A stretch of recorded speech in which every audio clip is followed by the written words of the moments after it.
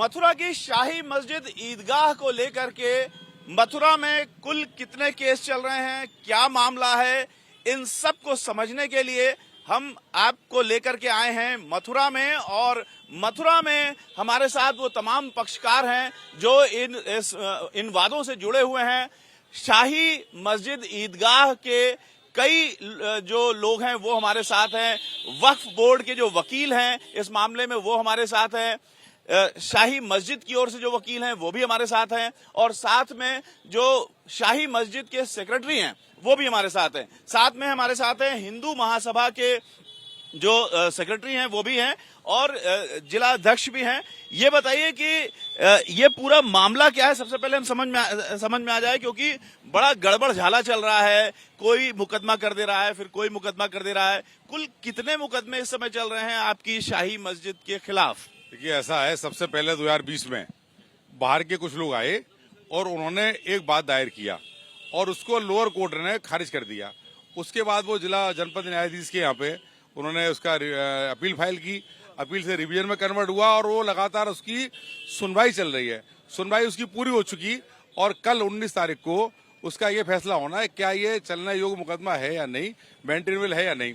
उसके पश्चात फिर कुछ और पार्टीज उसमें आई और उन्होंने उसी पैटर्न पर अपने अपने बात दायर किए, जिनमें हमें तामील हुई, जिनमें मुकदमों में अपियर हैं।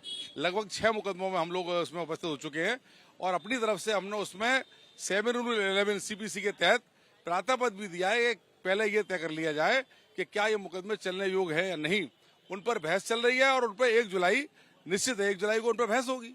यानी 1 जुलाई को आपके अनुसार 6 मुकदमों पर बहस होगी? अभी 4 मुकदमों में होगी, 2 में तो अभी अपीयरेंस हुई हमारी, अभी उनमें एप्लीकेशन लगाना बाकी है। बहुत से मुकदमे तो वादी पक्षी हाजिर नहीं हो रहे। ये 4 मुकदमे कौन कौन से? ये तो एक 950 है, एक तो एक 152 है, एक 151 है और 174 है। ये जो मुकदमे हैं उनके, इनकी पार्टी अलग अलग है, पैटर्न वही है, भाषा वही है और एक दूसरे की नकल करके उन्होंने कॉपी लगा रखी है। कौन कौन सी पार्टियां हैं इसमें? एक तो मनीष यादव जी हैं, एक शैलेंद्र प्रताप हैं, एक उसमें हिंदू महासभा के और भी लोग हैं, एक इसमें हमारे राष्ट्रीय जो हिंदू महासभा के साथी खड़े हैं, कौशिक जी, दिनेश कौशिक जी, ये भी है उसमें। कौशिक जी, आपसे भी पहले जान लेते हैं कि कुल कितने मुकदमे चल रहे हैं शाही ईदगाह मस्जिद के खिलाफ?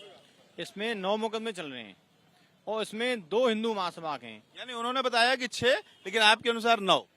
हाँ, इसमें 9 केस हैं, हिंदू महासभा के 2 केस हैं और इसमें सबसे ज्यादा मुख्य अधिकार लड़ने का हिंदू महासभा का है, क्योंकि जमीन आदरणीय मदन मालवीय जी के नाम थी। वो हिंदू महासभा के राष्ट्रीय अध्यक्ष रह चुके हैं, इसलिए हम हिंदू महासभा की तरफ से ये केस लड़ रहे हैं।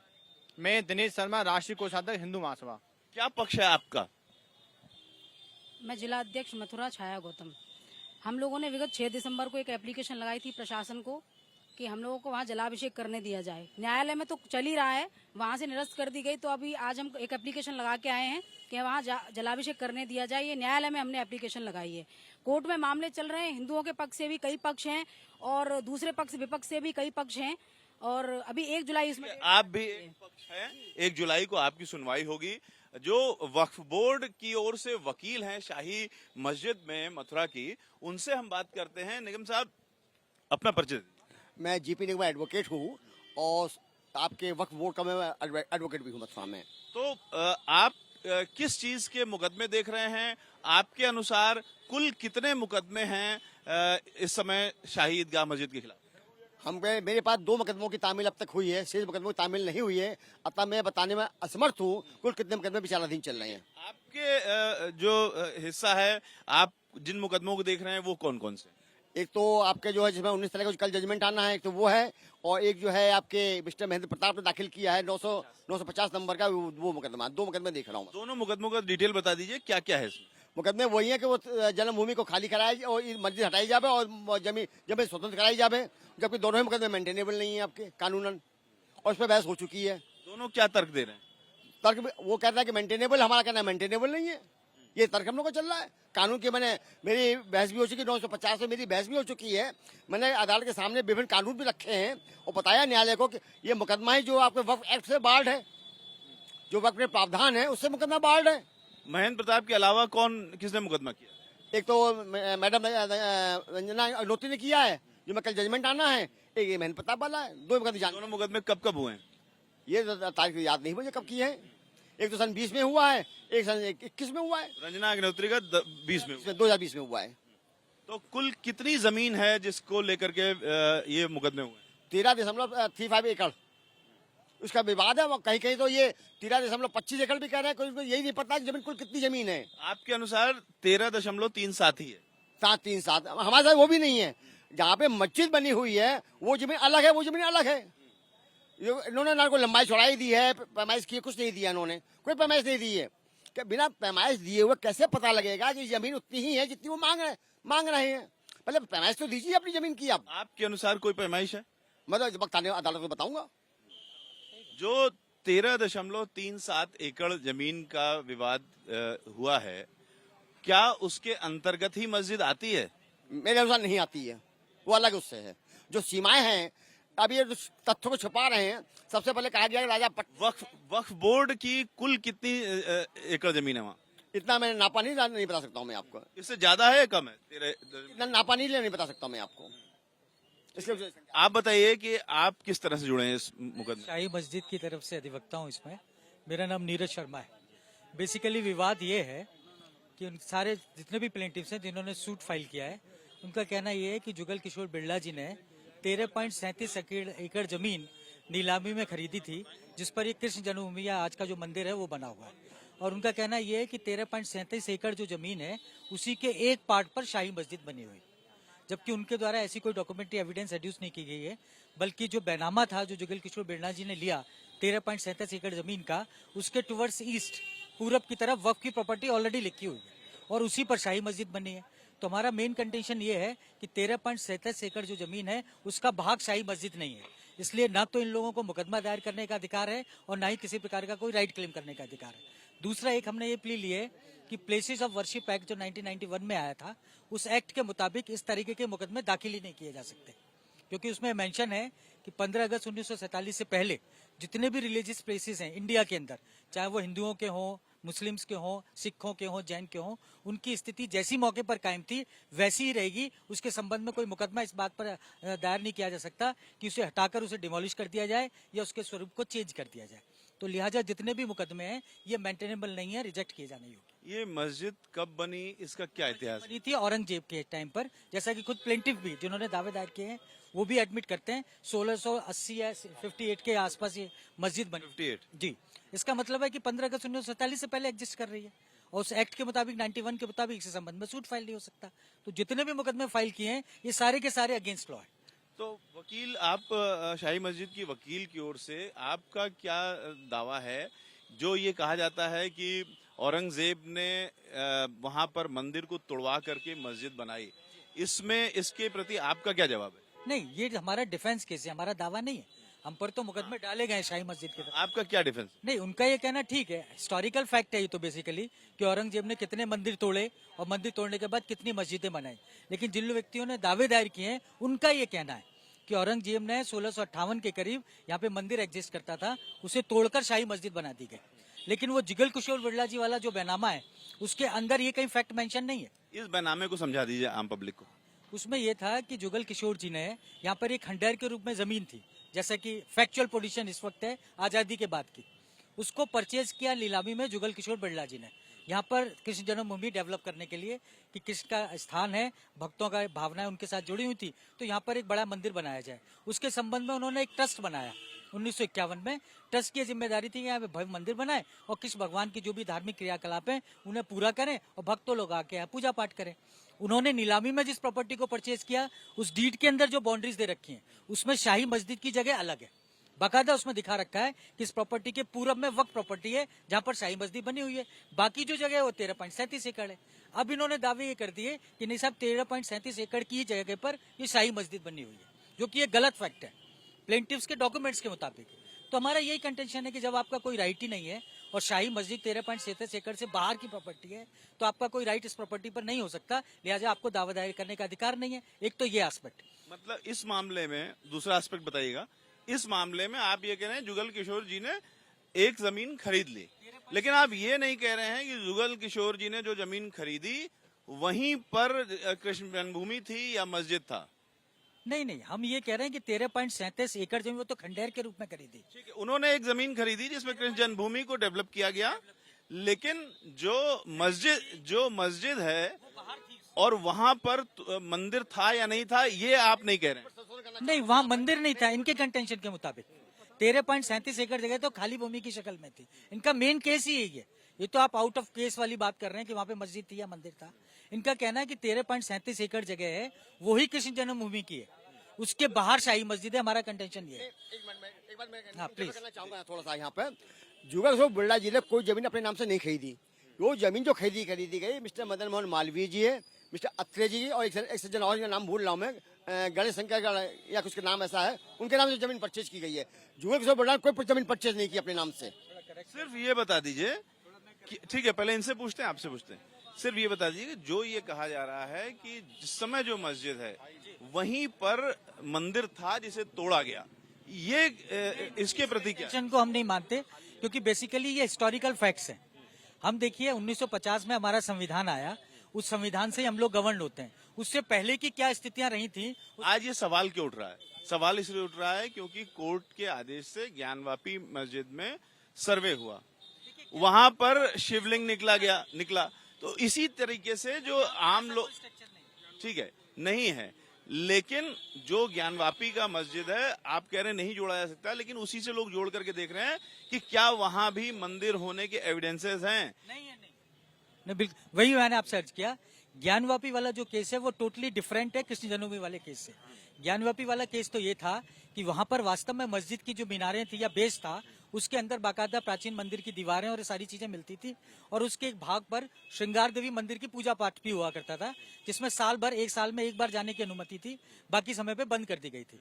तो वो क्लेम तो ये था कि सर श्रृंगार देवी का जो मंदिर है उसमें हमें हर साल पूजा पाठ करने दिया जाए और इसके प्रीमिसेस को चेक किया जाए कि जहां तक मंदिर है वहां तक हमें पूजा अर्चना करने की परमिशन दे दी जाए। वो सूट बेसिकली ये कृष्ण जन्मभूमि केस में ये मामला है कि 13.37 एकड़ जमीन जो जुगल किशोर बिरला जी ने मदन मोहन मालवीय जी के नाम से खरीदी थी। खरीदी जुगल किशोर बिरला नहीं थी, लेकिन नाम डलवा दिया था मदन मोहन मालवीय जी का, और इस पॉइंट ऑफ व्यू से खरीदी थी कि 13.37 एकड़ जमीन पर हम कृष्ण भगवान का मंदिर बनाएंगे। अब इन लोगों ने जो मुकदमे फाइल किए, इनका कहना यह है कि यही 13.37 एकड़ जमीन में से शाही मस्जिद बनी हुई है। हमारा कहना यह है कि शाही मस्जिद बिल्कुल अलग है और 13.37 एकड़ जमीन बिल्कुल अलग है। जो ज्ञानवापी में हुआ उस तरह का सर्वे अगर शाही मस्जिद में होता, नहीं क्यों नहीं होता? इसलिए नहीं हो सकता क्योंकि उनकी खुद की डॉक्यूमेंट्री एविडेंस के मुताबिक शाही मस्जिद 13.37 एकड़ का पार्ट नहीं है। यानी आप सर्वे के ही खिलाफ हैं? नहीं, हम तो सबके खिलाफ हैं। हम तो कह रहे हैं सूट भी मेंटेनेबल नहीं है। पहले आप सिद्ध तो करें कि 13.37 एकड़ के ही भाग पर शाही मस्जिद बनी हुई है। जब आप ये सिद्ध कर सकेंगे तभी तो आपको राइट होगा। अदरवाइज जो व्यक्ति जिस प्रॉपर्टी का मालिक ही नहीं है उसकी प्रॉपर्टी में सर्वे करने की परमिशन कैसे दी जा सकती है? ज्ञानवापी का केस दूसरा है, वहां पे तो ऑलरेडी एग्जिस्टेंस में था और उनका केस भी ये था कि वहाँ मंदिर है, लेकिन टोटली क्या आप ये नहीं चाहेंगे कि जो लोगों को शक है कि वहां पर मंदिर के चिन्ह मौजूद हैं, के हिसाब से ये परमिटेड नहीं है और कानून के हिसाब से हम भी नहीं चाहेंगे क्योंकि ये अगेंस्ट लॉ है। बिल्कुल नहीं चाहेंगे सर। जी बताइए। एक प्रश्न सुन लीजिए। लोगों के मन में ये है कि जैसे वहां पर शिवलिंग पाया गया, वैसे ही जो शाही मस्जिद मथुरा की है उसमें बहुत सारे धार्मिक हिंदू चिन्ह मौजूद हैं, उसके बारे में लोग बात कर रहे हैं। देखिए, मैं बड़े स्पष्ट कर दूं स्थिति, और ये भ्रम की स्थिति रहनी भी नहीं चाहिए। जब ये जमीन खरीदी गई वहाँ किसी प्रकार का कोई मंदिर बना ही नहीं था, वो खंडर के रूप में खरीदी गई थी। उसके बाद शाही मस्जिद का रास्ता अलग है और श्री कृष्ण जन्मभूमि का रास्ता अलग है। वहाँ भव्य मंदिर बना हुआ है, वहाँ पूजा अर्चना जारी है या नमाज जारी है, दोनों में कोई भेदभाव नहीं है। स्थानीय स्तर पर कहीं कोई विवाद था ही नहीं।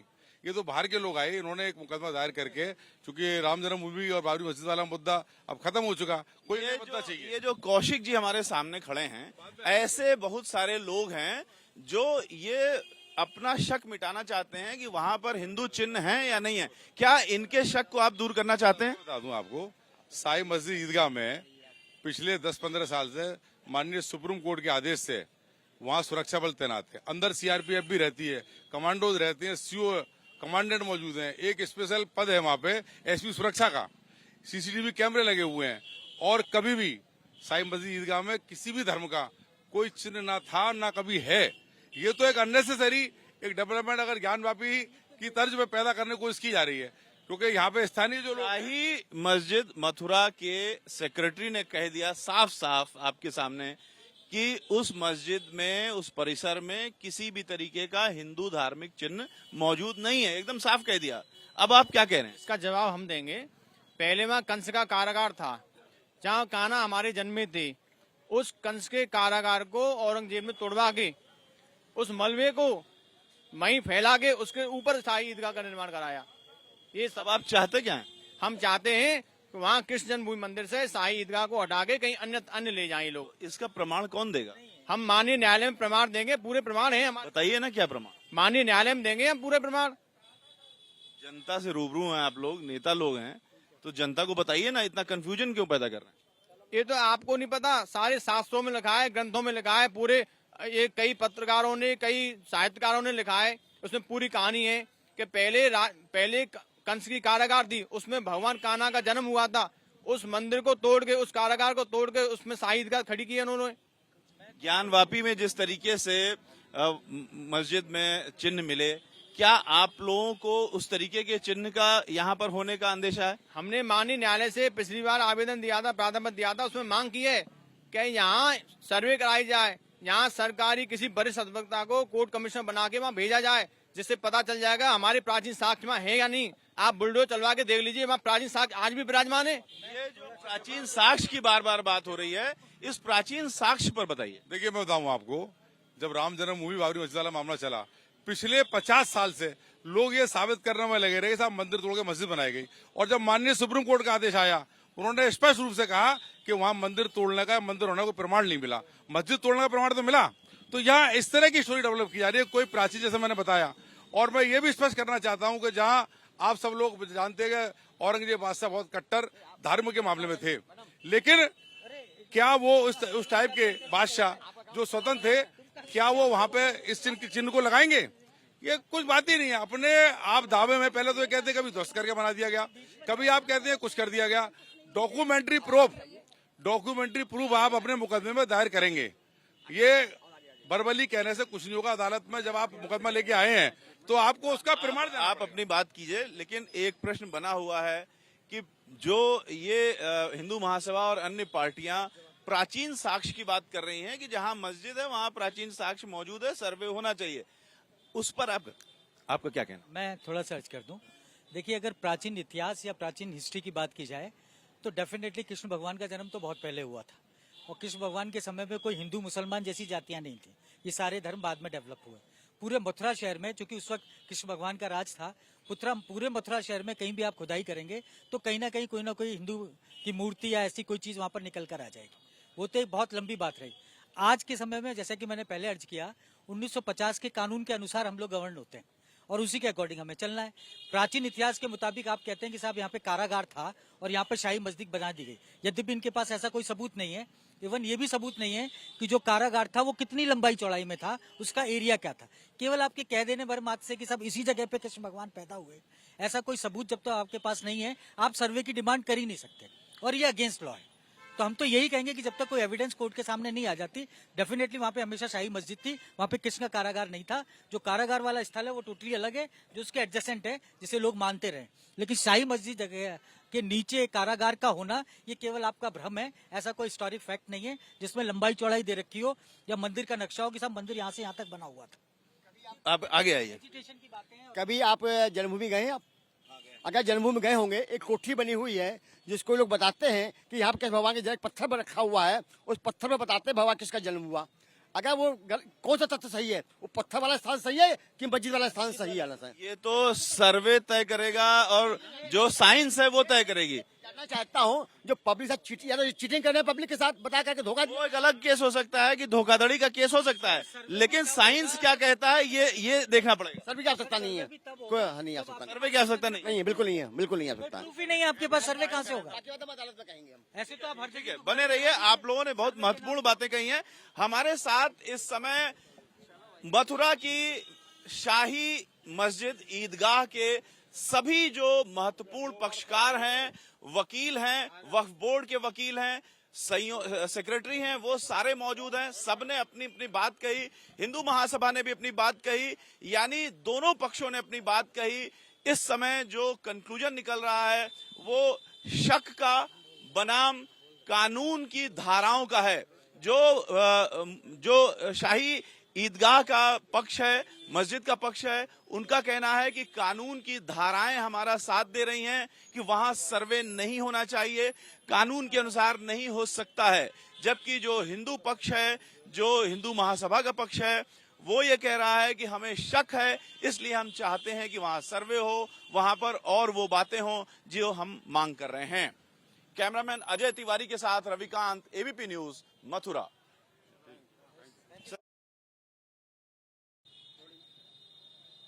मथुरा में हिंदू महासभा के राष्ट्रीय कोषाध्यक्ष दिनेश कौशिक है हमारे साथ और साथ में कुछ मथुरा की जनता भी है। हम उनसे बात करेंगे कि जो विवाद चल रहे हैं शाही ईदगाह मस्जिद को लेकर के, उसमें इनका क्या पक्ष है।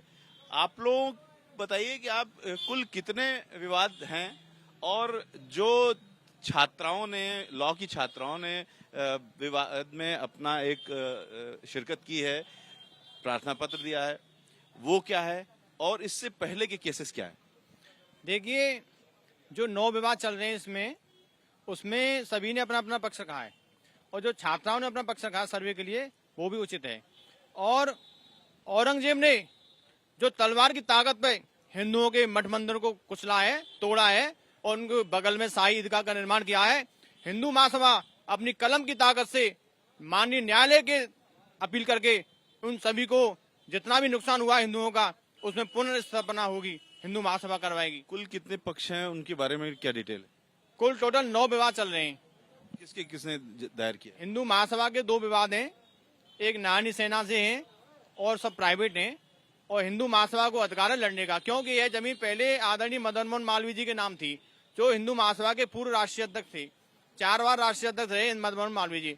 और हिंदू महासभा के बायलॉज में लिखा है कि कहीं भी हिंदुओं के मठ मंदिर पर अतिक्रमण होगा तो हिंदू महासभा न्यायालय में अपील करेगी और उस अतिक्रमण को हटवाएगी। बताइए, आप जिलाध्यक्ष हैं हिंदू महासभा की मथुरा में। साक्ष्य की हम बात करते हैं तो मुगल जो आक्रांता आए थे उनकी ये मानसिकता थी कि जितने भी प्रसिद्ध और प्राचीन मंदिर थे हिंदुओं के उनको तुड़वा के और बगल में मस्जिद बना दी जाए और उनका जो भी मूर्तियां निकलती थी उनको सीढ़ियों के नीचे दबा दिया जाए। ये उनकी मानसिकता थी कि हम जब चढ़े तो ये पैरों तले रोंदे रहें, ये उनकी मानसिकता थी। मेरा कहना यह है कि ये साक्ष्यों की बात कर रहे हैं, शाही ईदगाह की सीढ़ियों को तुड़वा के देख लिया जाए, वहाँ हिंदुओं की इतनी मूर्तियां निकलेंगी, उससे सिद्ध हो जाएगा कि ये शाही ईदगाह अवैध है। जैसा कि आप सब ज्ञानवापी में देखा भी आप लोगों ने, अयोध्या में आप लोगों को साक्ष्य मिले, 100% यहाँ भी आप लोगों को साक्ष्य मिलेंगे और ये सिद्ध हो जाएगा और ये बहुत जल्दी सिद्ध होगा कि ये हमारी जमीन पे है, ये हिंदुओं की जमीन पे, और इसको हटाने का पूरा काम न्यायालय करेगा। और हम लोग इस पक्ष में हैं कि हम न्यायालय को सुनेंगे और न्यायालय पे विचार करके जो भी हमारे पक्ष में फैसला होगा उसको हम मान्य करेंगे। ठीक है, आप लोगों में से कोई कुछ बोलना चाहता है? बताइए। सबसे अगर कहा जाए तो हमारे लिए बहुत ही दुर्भाग्यपूर्ण बात है हिंदुओं के लिए कि अपने ही देश में हमें अपने मंदिरों को जो आक्रांताओं ने तोड़ा था लड़ने के लिए बचाने के लिए लड़ना पड़ रहा है। दूसरी बात करते हैं अधिवक्तागण साक्ष्यों की। अगर आप अयोध्या को लें, अगर आप काशी को लें, हर जगह आपको साक्ष्य मिले, साक्ष्य ढूंढने से मिलते हैं। अगर आप सर्वे के लिए क्यों तैयार नहीं हो रहे, साक्ष्य मिलेंगे, आप अंदर जाने तो दीजिए। साक्ष्य आपको कब मिल सकता है किसी आदमी को? जब वो आदमी आके वहाँ सर्वे करे, कुछ देखे।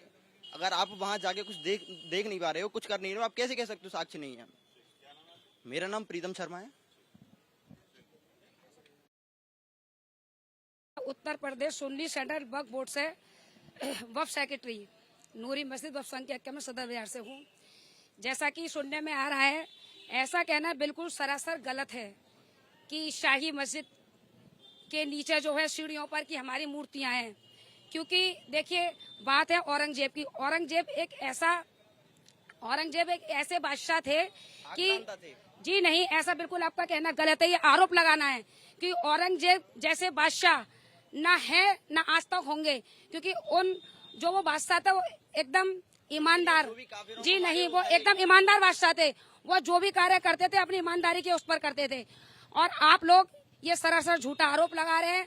टोटल बात यह है कि ये सारी बातें सिर्फ पब्लिक को, जनता को गुमराह करने के लिए, चाहे मस्जिद ज्ञान व्यापी हो, चाहे वो शाही ईदगाह हो, ये कुछ नहीं, ये सिर्फ मोदी जी का फंडा है फेंका हुआ जनता के लिए।